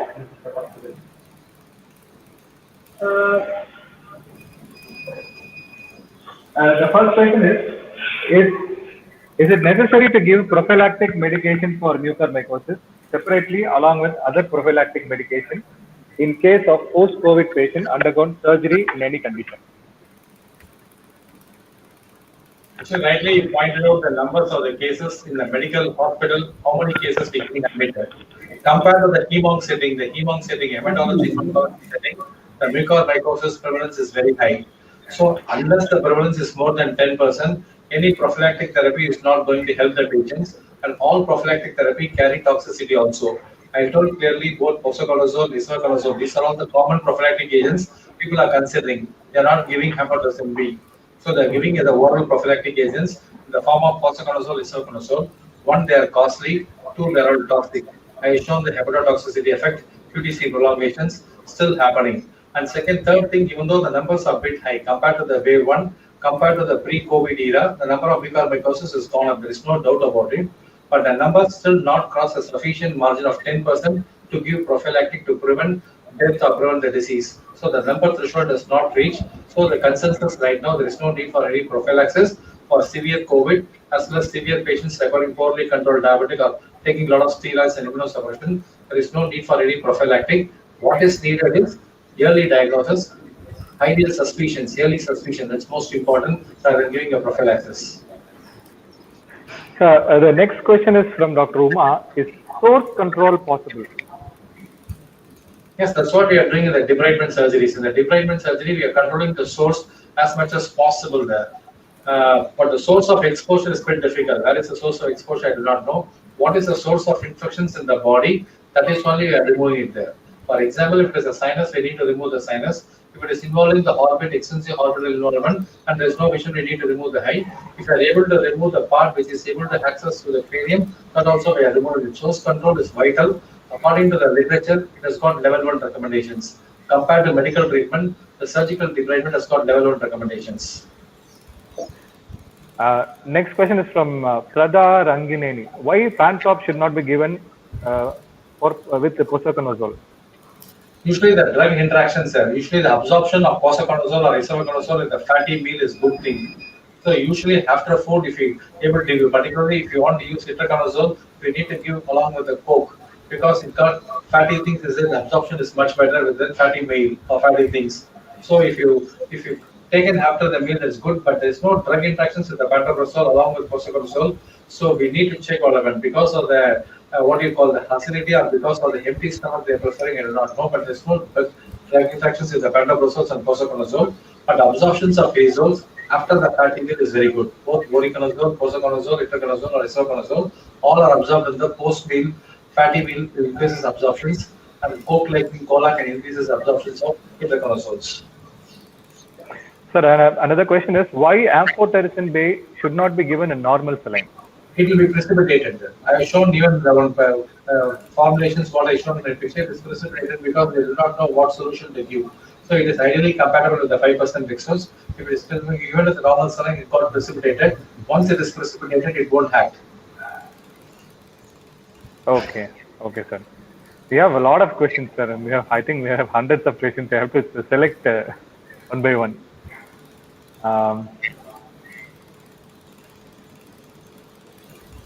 Yes.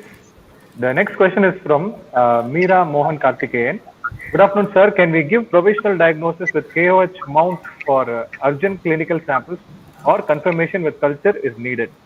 Dr. Balaji, I think you can answer this, sir. Yeah. So if you see, commonly people taking nasal swabs and sending it across will be having a lot of false negatives. And as Dr. Suresh mentioned, if probably that mucor sitting in the nasal cavity picked up as a contaminant can be giving a false positive also. So with this in mind, I think we should go forward with culture, especially in a pandemic scenario. I think we should go forward for the culture also to add the confirmation. But I think if it is a peroperative sample, you need to have histopathology. Definitely, we can't forget histo. Okay, sir. Sir, there is one thing that many people need to be clear about. What do you think will be the provisional diagnosis when you see aseptate hyaline hyphae in a KOH mount? Is it, can we directly say that it is just mucor, or is there any other possibility? This is one question. See, what do you see in the KOH matters. See, when you see in the KOH, it is basically, broad aseptate, wide angle branching, and thin walled the hyphae that are seen.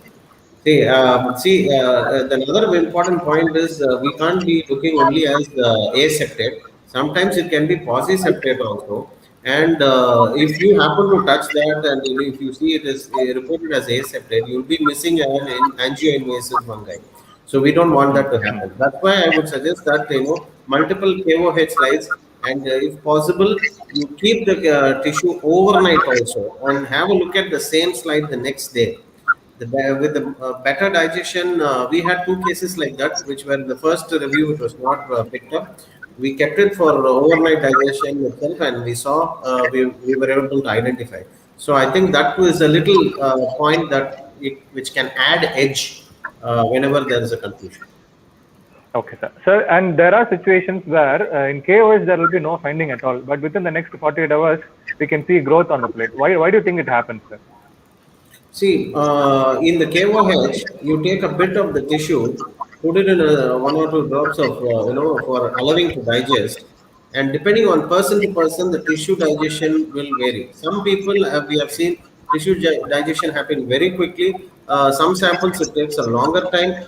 So probably there is a identifier bias happening there, and that could be the reason one. This is a probable reason. The other thing is that the entire tissue added to the culture plates as such without grinding, then probably the culture positive and KOH negative situation can come. Similarly, culture negative, histopositive can also be there. So that's why I tell our team happy hyphae in the histo, but sad culture, because the culture may not be there, but the hyphae will be very happily sitting and invading the tissues in the histo sample. So that's we always have to take a collective decision. Okay, okay, sir. Then next we have a question, sir. I think this is for Dr. Suresh. Sir, how do we explain the delayed incidence of mucor in COVID recovered patients, say 3 to 4 months later, and the patient may not be immunocompromised or patient was never on steroids? Usually in the wave 1, we have seen little late presentations compared to the wave 2. Usual time is 4 to 6 weeks later, but we have seen couple of cases after months together also. That depends upon what sort of immunosuppressive agent you are using it. For example, the tocilizumab and bevacizumab, this type of monoclonal antibody, the half-life is longer. Even the immunosuppression can, even though we have used 1 doses or 2 doses of tocilizumab, but the immunosuppressions can remain for 3 to 6 months. And similarly, what will happen, even though the steroids people are withdrawing it, the half-life of steroid is not that great compared to your monoclonal antibodies. But if you think to steroids also, the immune system cannot get back to the normal within 3 to 6 months time. And we need to think about other main risk factors like diabetes, as well as the environmental exposure. If the person is continuously exposed to the environment and this basic problem like diabetes or other immunosuppression is not completely stopped, the person is exposed, he can develop any point of time, not necessarily 3 to 4 months. But people who use tocilizumab and other monoclonal antibody, we need to monitor for all secondary opportunistic infections, including TB for 3 to 6 months. Sir, have you personally seen patients who have recovered from COVID, was never on steroids, not diabetic, who have this mucor infection, sir? Have Yes. you personally seen, sir? So whatever data I shown, the graph that I put in my initial May part, I analyzed my May part only afterwards, June, July, because we are busy. May end in June, we are busy. We are preparing my slides there. In May part itself, what I shown, the 12 data I projected in my slides, what I have shown, out of 12 people I projected that 3 doesn't have sugar, and 3 or 4 does not receive steroids. The young girl, what I'm showing, 17-year, no steroids. The diabetes is very much under control. HbA1c for the last 3 months is less than 6%. So most of the people, the sugar is under control. Not most of the people. Out of 12 people, I can put it 3 people or 4 people, not even diabetic. Sugar is very much under control. Similarly, what we have noticed there, that steroid exposure is nothing. Almost 50% of the people does not receive steroid exposure. The lady, 70-year lady, not even hospitalized, not even taken any tablet, only 1 paracetamol for COVID. Okay, sir. Thank you. So we have another question, sir, but I think Dr. Balaji has already answered about this. But anyway, I'm reading the question. Diagnosis by histopathology is enough or need to go for culture study for confirmation of mucormycosis? I think sir has already addressed this question.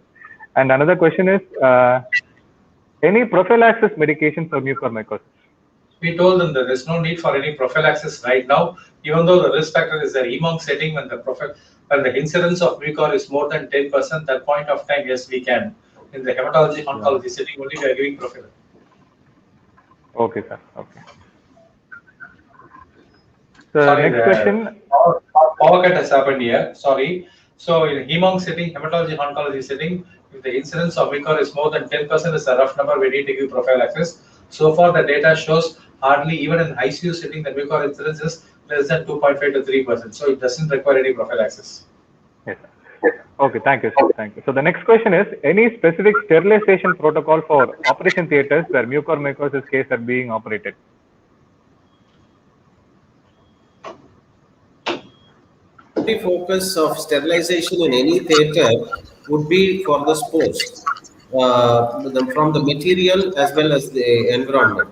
But if you see, wherever there is a HEPA filter as a terminal available, that is more than suffice. Because the spore size of the mucor is ranging from about 4 to 11 microns in size. So with that, with a HEPA terminal, I think that is more than enough. But if you do not have an HEPA, certain small theaters may not have. For them, probably, I think the routine quaternary ammonium compounds or aldehyde-based sterilization techniques are more than enough. It will cover. I think there is nothing in addition to what we routinely practice stringently is required. So just to add the colony forming unit, like Dr. Suresh was mentioning about the outdoor and indoor concept. There are studies which have, even we have done a study in the last 3 years of about the biological burden of spores in the air at different location points of the hospital. So we have done and we have also published that in a journal. On an average, if we see mucor spores indoor, it will be around 0.8 to 1 CFU per cubic meter, whereas outdoor it is ranging up to 8 CFU per cubic meter. So that is the difference of about 1:8 in indoor and outdoor air for mucor spores. So I think theaters, if we treat it as a theater, I think nothing more is required.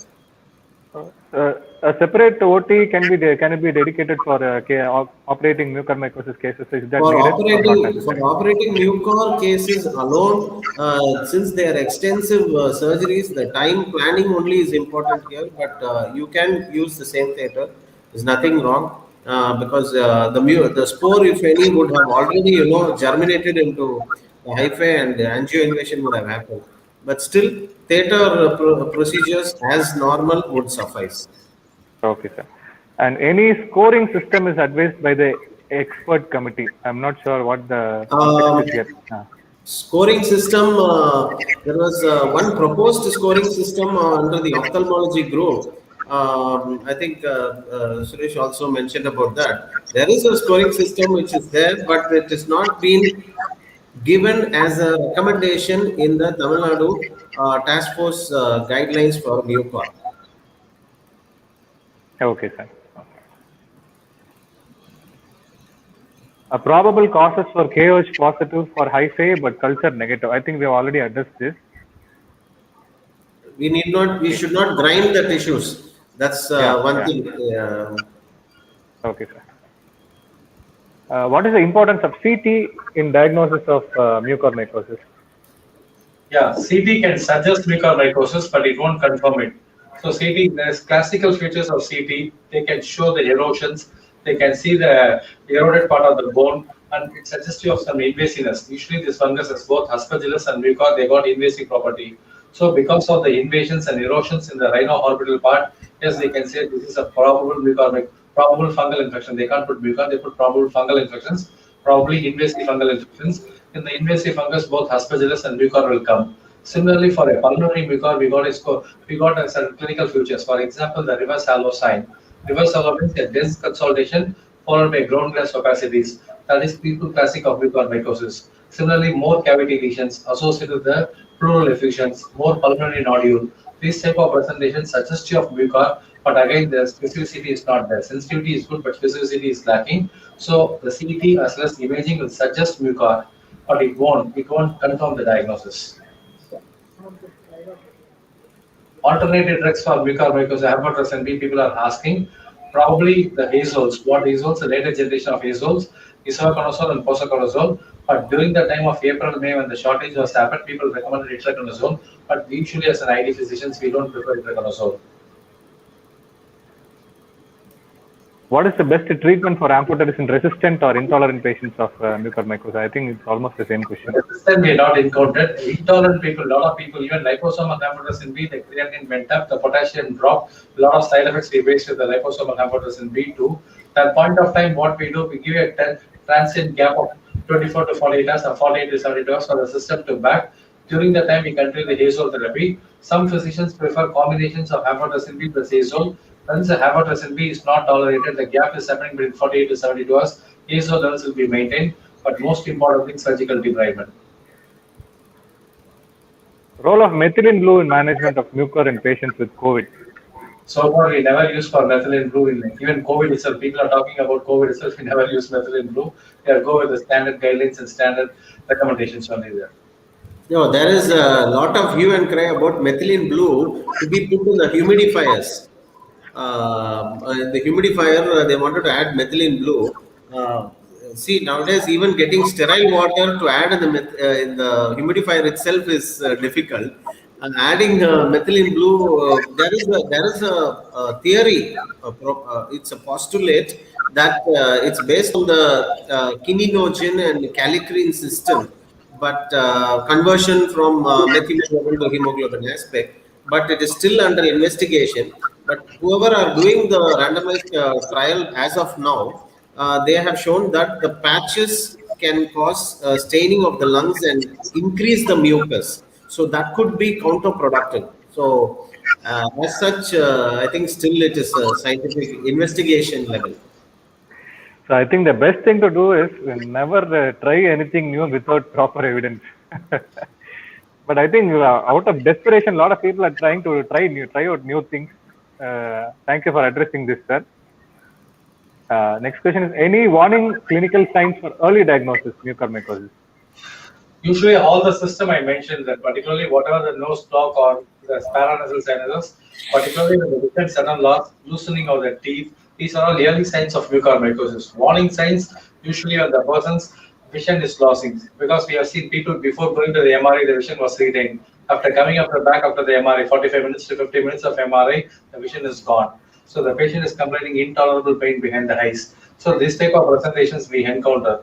So usually the person has got unbearable pain. Second thing, sudden loss of vision or visual loss acuity is going down, or unbearable headache. These things we need to think about it, whether the disease is going inside or not. So that's most important. But science-wise, what will happen? Again, the proptosis intensity is very high. The facial swelling is very high. If you see the necrotic patch in the palate, these are the signs of warning the disease is progressing there. Okay, sir. So next question is from Dr. J. Nestor. What method was used for antifungal susceptibility testing, sir? Antifungal susceptibility testing specific to mucor means then it has to be microbroth dilution, because the automated systems do not have the specialty as of now. So we have to go for the microbroth or macrobroth dilution only. Okay, sir. Then next question is: what is the biosafety cabinet you advise for culture? Biosafety 2 or 3? Yeah, the textbooks mention 1 or 2, but I would suggest 2 BSc level 2 cabinet would be better, and preferably it will be nice to have a separate mycology cabinet to work, because you are teasing, taking the LPCB, all those things. So I think taking the cellophane, so it is better.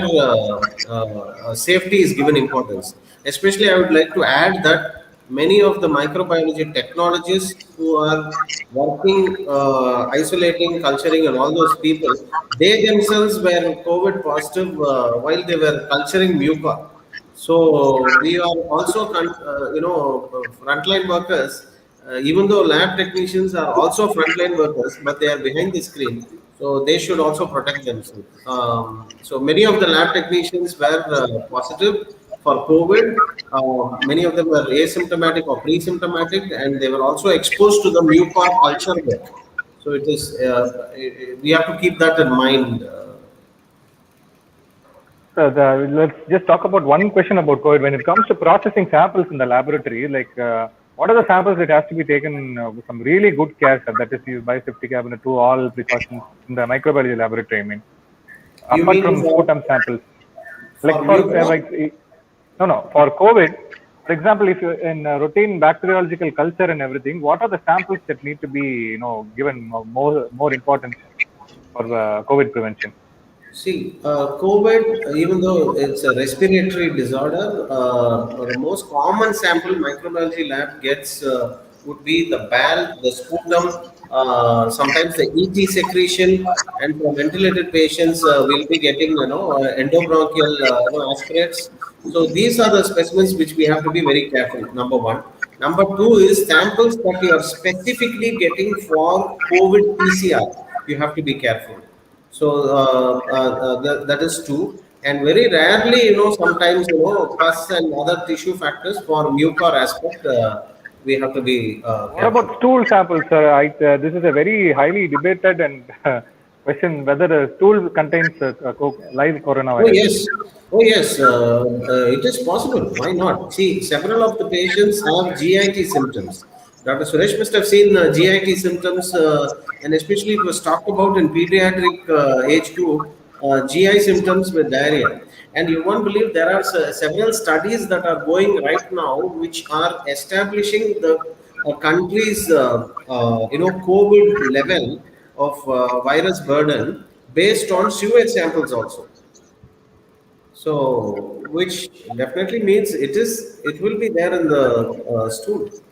And there have been sometimes, and you'll be surprised, some of the flat associations I've heard who are very too smart. They said that you could close the toilet commode and pour after pouring bleaching solution, because the pipeline that is used in several vertical flats, in the night time the gas erupts comes up. So something and all people were talking about that. But I think, like you said, desperate situations, desperate measures.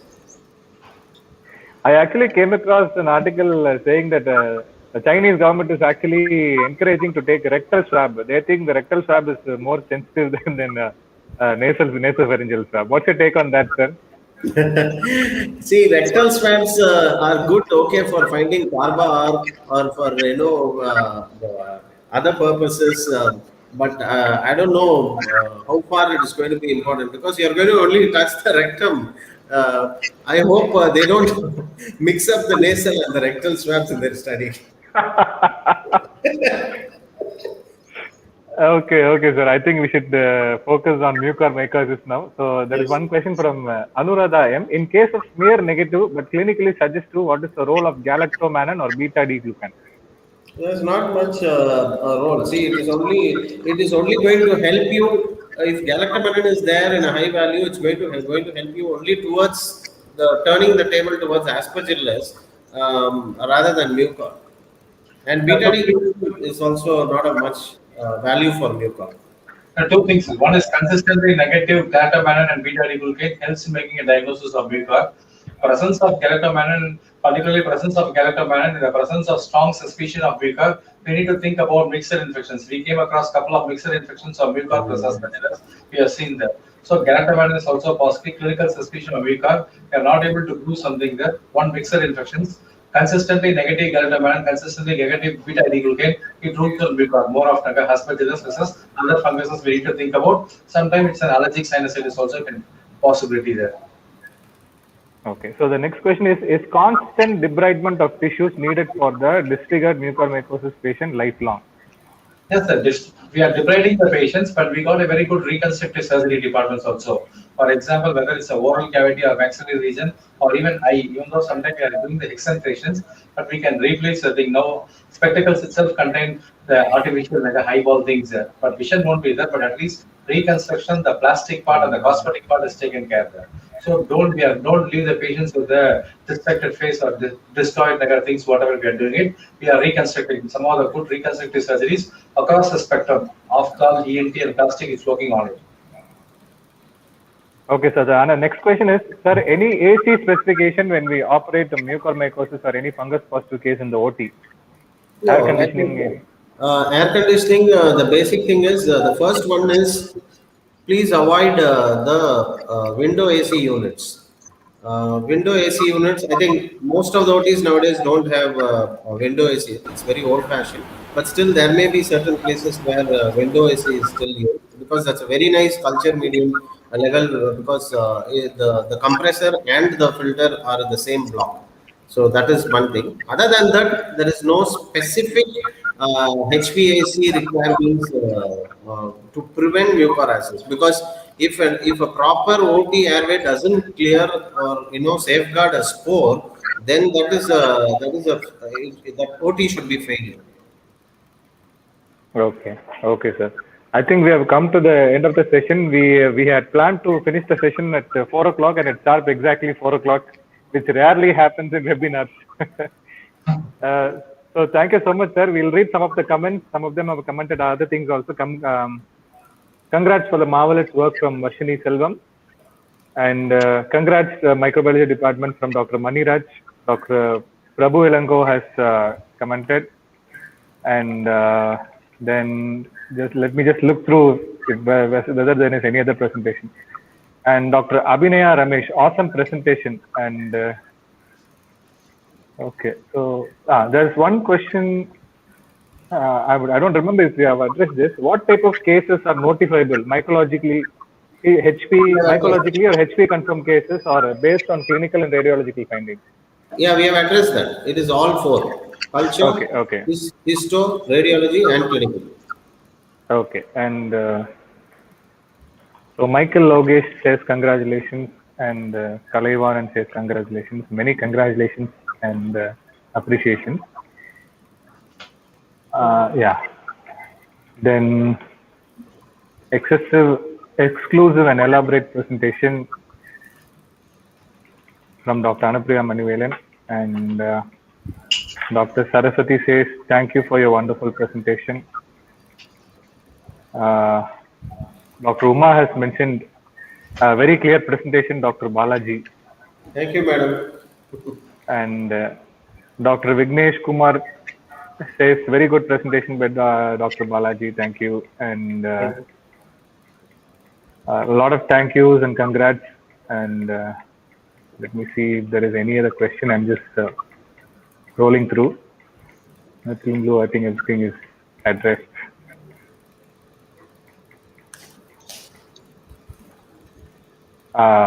Dr. Uma says, it was a wealth of information. Dr. Suresh, thank you so much. Thank you. And yeah, I think I've covered all the questions. And my HOD, who's sitting nearby, has also commented. Thank you for the interesting, elaborate, and lively session. He's just sitting right nearby. My discussion was really great, and it was very informative and interesting. I only hope it was in person, but anyway, we have to keep up with the trend and go live in YouTube, and anyway, it was really very great. Thank you, both of you. But I have one small question, one for Dr. Balaji and one for Dr. Suresh. So, Dr. Suresh, mucormycosis has always been there. I think nearly past 10 years, we always see, even in the textbooks, we see cases being described, mucormycosis in diabetic patients. All that. Why this new surge? Or is it really a surge, or are we just now having a look at it? Are we now? Basically, because of the infodemic area, there are a lot of social medias, a lot of print media, they created awareness about the black fungus, so everybody thought of it. Once the disease people are aware of it, once you search for it, the numbers can go up. So far, the awareness is among the public awareness among the other physicians, ID, microbiology, and some of the ENT guides, ophthalmology, they are aware of it there. Other specialists and lack of awareness among even physician colleagues, general practitioners colleagues in hospital, less aware of it there. And now because of the media and because of the social as well as print media, it definitely created more awareness, so the numbers has gone up. That's one of the main reasons why the numbers is picking up. Maybe sometimes these diseases are missed out and we are not able to make the diagnosis. Patient not approach the healthcare sector at all. Okay. Thank you. Dr. Balaji, this something about this notifying this mucor cases. How strict is this protocol? Because many cases are just clinically diagnosed. Some of them have laboratory confirmation. So, what is the stringent protocol that has been advised by that? No, I didn't get the first part, ma'am. Sorry. This notifying mucor diseases. How stringent is the protocol? Because many of the cases are just diagnosed clinically. Sometimes even it might be missed in the routine clinical practice. Yeah. So only very few of them are confirmed in the laboratory. So, is there any steps to? So basically now the GO number 255 as by the Tamil Nadu government, our government says you have to notify it. So it's a GO. It's a government order. Okay. So it has to be notified. You can be taken for task if you are not notifying also. That's the GO. Okay. One. Okay. Second is all the culture, KOH, and your radiology and histopathology is important, including clinical. We have to report it in a pandemic setting, no doubt about that. Okay. Is there any like protocol to have a MUCOR a nodal committee for MUCOR mycosis, something like that? Each team, each hospital has a MUCOR task force or a team. Every hospital should have a team, like all the government setups have given. The recent interim guideline given. Sorry. The recent interim guidelines given by the MUCOR task force to the Chief Minister's office has been already submitted, and it has been implemented also in most of the government settings and private Yeah, it settings. is there in the government. You settings, should have like a multidisciplinary team in each hospital. I mean, it's advisable for even in private colleges, right? So, Yes. It's mandatory. Okay. Thank you, Professor. And once again, thank you, Dr. Suresh and Dr. Balaji for participating in this entertaining, informative session. Thank you so much. And over to Dr. Diego for a formal vote of thanks.